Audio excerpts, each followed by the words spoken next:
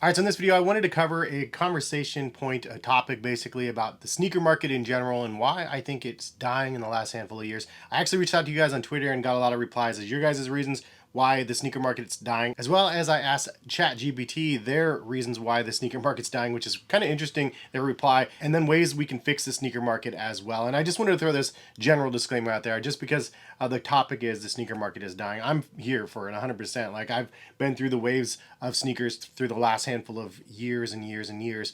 And sometimes it goes really, really hot and sometimes it goes really, really cold. At the end of the day, there's opportunities when the market goes cold because you can get things that you like, and hopefully there's more opportunities for you to actually enjoy the sneakers instead of just the chase of getting the monetary fix of the sneakers, because there's monetary value associated usually with sneakers, and since a lot of that part of it is dried up, so you can't just flip anything nowadays, I think there's a general impact on the overall sneaker market because of that. But we'll get into that more in just a second. I wanted to highlight some of your guys' replies on Twitter first because some of the replies are pretty awesome. And if you don't follow me on Twitter, go ahead and follow me in the description of the video. It's at heskicks. I always appreciate you guys to follow me over there. It's the easiest way to interact with. Extra funds ran out due to inflation. Not very many people can afford $1,000 a month on sneakers. That's only like 4 or 5 pairs of sneakers, and I totally get that. And I think that's probably the number one reason is just inflation in general, but also the lack of the ability to resell something for a perceived value that's greater than what you paid for it really impacts a lot of people's decision on whether or not they want to even buy something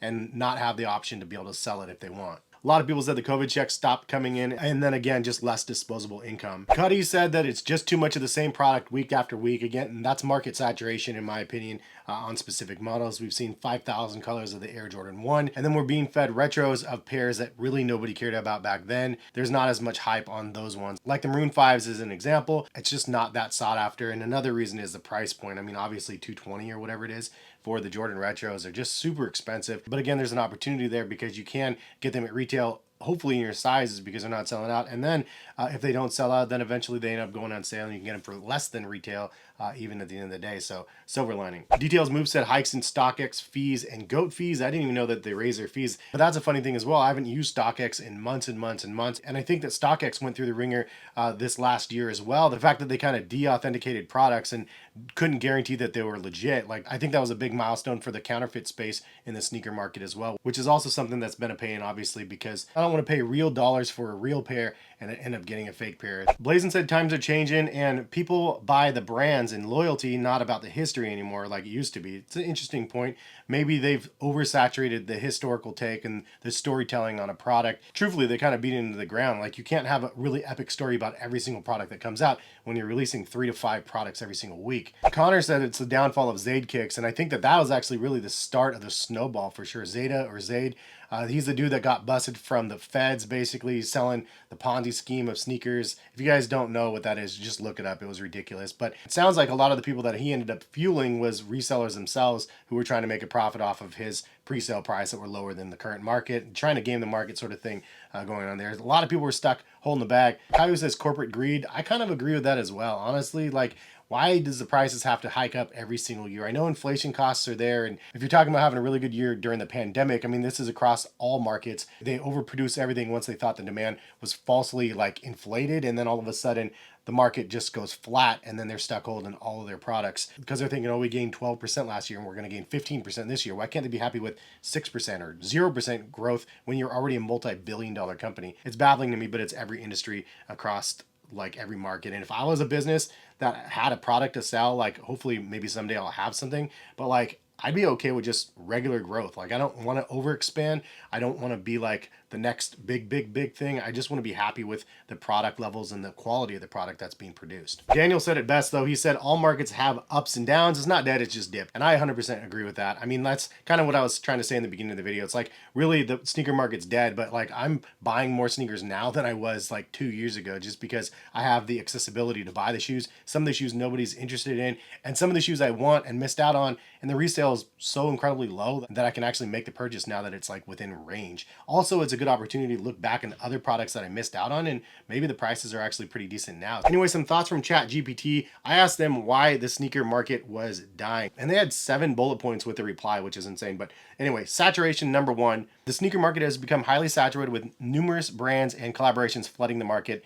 This saturation could lead to consumer fatigue and make it more challenging for brands to stand out. I mean, even the collabs with Nike are not doing super good. Sakai, Union, Undefeated, they're kind of going to outlets even for the collabs that they created. And I think part of the reason is because they just mass produce the products, which is the oversaturation part as well. Second reason is hype and resale culture. The rise of hype around limited edition sneaker releases fueled by social media and celebrity endorsements has led to a strong resale culture. Many people were buying sneakers not for personals, but with the intent to resell for profit. This made it difficult for regular consumers to obtain desirable products. I mean, it's kind of true as well. I mean, the hype resale market definitely drove that. It drives a lot of things, and there's always a hype resale market. Even right now, there's shoes that release and sell for 2, 3, 4, 5x what retail is. It's just they're way harder to get. So it is kind of a contributing factor that you don't get the product in the hands of the people that are the actual consumers. They land in the hands of somebody that thinks they can make a profit off of it instead. And unfortunately, that's good and bad, obviously. The next reason is price increases. Sneaker prices steadily increased, driving the demand for limited releases and the perception of sneakers as collectibles. This made sneakers less accessible to consumers. Yes, that's true.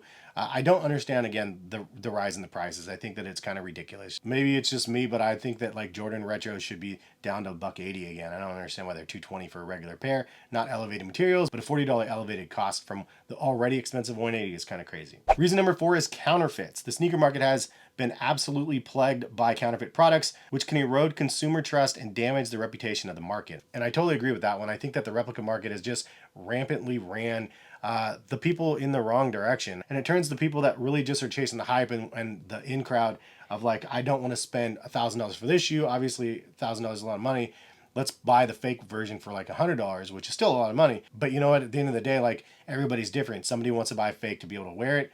That's on them. I mean, I'm not the one doing that. But the fact that they have the ability to do that is where the problem lies. And I draw parallels to other counterfeit markets in general, like Louis Vuitton and even the card market. Can you imagine buying like a Julio Rodriguez like rookie card, refractor autograph with a fake autograph and like a trimmed card? At the end of the day, you're telling somebody it's something when it's not. But this is a problem across all collectible markets. Whenever you have something that is desirable, it's going to be replicated and made an alternate version, sometimes mirroring the actual item. So like a replica or a counterfeit good, and then those things sell for a fraction of the cost. And with the sneaker market, there's been no change from Nike to try to regulate that market. And I feel like that is going to bite them in the butt in the long run. And I think we're seeing some of that now. I can't even imagine how much money they're making overseas on replica products. Like, it has to be ridiculous. The next reason is changing consumer preferences. Consumer preferences for fashion and style can change over time. As tastes evolve, the popularity of certain sneaker styles and brands may decline. And that's a really good point as well. There's not a lot of brands out there that have decades of sustainable growth. Even Supreme was like really big. They sold out literally, and then now it's just not as desirable as it used to be, although they do have some standard limited drops here and there that happen every season. For the most part, a lot of the stuff just ends up going on sale. I've never seen so much Supreme stuff on sale, end of season sales for just stuff that didn't sell out. And the last reason ChatGPT gives us is economic factors. Economic downturn and uncertain economic conditions can also impact consumer spending on luxury or non-essential items like sneakers. 100%. You guys called that out on Twitter all the way. And you know what, it is what it is. I mean, I definitely 100% support the idea of like spending your money on the priority things first. Sneakers and collectibles in general are a straight up luxuries. If you don't have your basics covered and you're digging into the pocket to basically try to flex a little bit, it's the wrong move. But make sure your rent's paid, your electricity and water are paid, and your kids are fed before you start buying sneakers and spending that extra expendable income that you may not have. Now, I asked ChatGPT what we could do to fix the market, and they had a really interesting reply as well. It says, like addressing challenges in any industry would require a multifaceted approach involving various stakeholders, including consumers, brands, retailers, and regulators. Here are some potential strategies that could help improve the sneaker market. Promote sustainability. I like the fact that they talk about that. Carbon footprint, very important. Combat counterfeiting. Obviously, this is one of the things that I mentioned that needs more regulation. They said the brand should invest in technologies like blockchain or RFID to provide consumers a ways to verify authenticity to the products. I agree. There has to be some sort of a way to verify authenticity in a product. I don't know why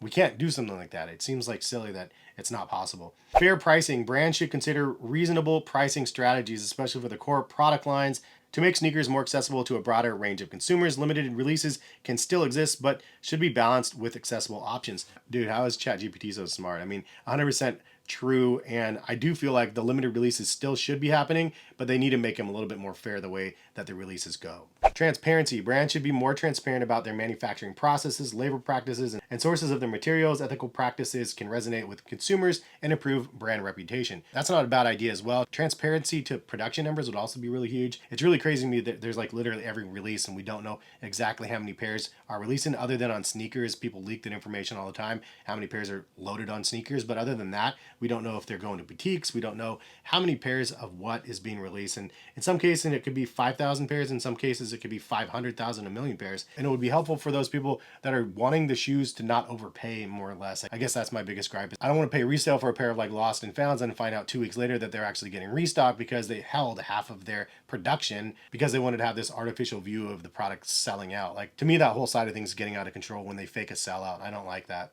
Reduce resale culture. Brands can address the resale culture by implementing measures to limit purchases. And some companies have experimented using lotteries and raffles and stuff. I mean, that's kind of in line with the limited releases and just making them more accessible. Collaborations can continue to foster artists, designers, and other brands. And I do like it when brands have fresh new talent and they're creating something good. It gives creators another spotlight. And it's nice to see fresh, younger faces in the industry. Consumer education. Educate consumers about the sneaker industry, including the history, the craftsmanship, and the importance of authentic products. I feel like the brands make a lot of stories up across the board. Some of them are just ridiculous and not very helpful. Other ones are like really helpful in creating the narrative around a specific product. I think that is something that I'd like to see continue. Engaging with communities. Brands can engage with sneakerhead communities through events, forums, social media. Dudes. And yes, I agree with that. Like, why haven't like sneaker YouTubers and stuff been invited to any like brand releases or brand launches of products in years and years? In fact, I was never invited to those back in the day. Still really never invited to those now. I've been invited to like one Nike event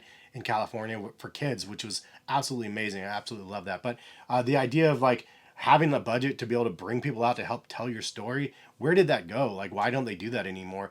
I don't understand why they just keep it like locked in with like complex blogs and like sneaker news and stuff like that. I wish they had a better way to distribute the information. And if they did, I think that it would be way, way more impactful than what they've been doing the last handful of years. Innovation. Invest in innovative sneaker design and technologies to keep consumers interested and excited about new releases. I totally agree with that. And again, it comes back to the storytelling thing. Like, you have the Luka one that has a new foam in it from Jordan brand. Like, I've never reviewed that Jordan brand like technology yet. Like, it'd be nice to go to an event, have somebody tell us about what this technology is. Like, those type of things just don't happen anymore. And the last one they mentioned is charitable initiatives. Many brands engage in charitable initiatives and donating and stuff, like Nike does with Dornbecker Children's Hospital. Something I really appreciate when they do those collaborations with them. I think that this market in general is going to be what it's going to be for the next handful of years. There's always going to be limited releases that people gravitate towards. There's going to be general releases that people gravitate towards. The reverse Kobe Grinches, I think, is one that a lot of people are going to want just because it's a Kobe. No matter how many pairs those are, people are going to support that release. Ultimately, the sneaker market in general to you should be coming down just as a couple things. One, what you can afford to buy. Like, obviously don't go out of pocket too deep for some of the things. And if you can't afford it, just don't buy it. And to be honest, it's kind of nice to be able to miss some of the sneaker releases out there, learn how to miss them, and then just move on to the next one. You don't have to pay resale for the product necessarily on every single release just to have that product. You can just wait for the next one. Most of the times I have to narrow down which ones I really, really want, and then I end up paying resale on them because I strike out on them at retail. The last thing I wanted to mention is don't just focus on the hype sneaker releases. I do a lot of sneaker reviews on the channel of shoes that are just regular shoes, ones you can buy online right now, and I prefer that because I like to be able to see some of the sneakers in hand and on feet and see what that specific model has to offer. Some of them are really good, some of them are not. But for me, it's been the foundation of sneakers from the very beginning. I was always interested in the latest and greatest Nike running shoes and just the running shoes in general, and now there's foam technologies and stuff that are evolving every single day and new versions of every single pair that comes out. And I like to be able to test them out and try them out, and then when there's a new pair that comes out, the old pairs go on sale. There's just really a lot of stuff out there for us to be able to be consuming. Buy the stuff that you think you're going to be interested in, not just because somebody else told you to buy it because it's hyped up and you'll be able to make a bunch of money from it. I think that part of the market can be dangerous for sure. Ultimately, just buy again what you like, and I think you'll be happier. Anyways, thanks for watching, and appreciate everybody that left some comments and replies and stuff on Twitter. That was fun. And again, follow me if you don't on Twitter in the description of the video. But if you guys like conversation videos like these, leave a comment. Let me know. If you have other topics you'd like me to cover, leave a comment. I'm curious because I'm just having fun creating content for you guys still 10 plus years later. Anyway, have a good one. See you guys.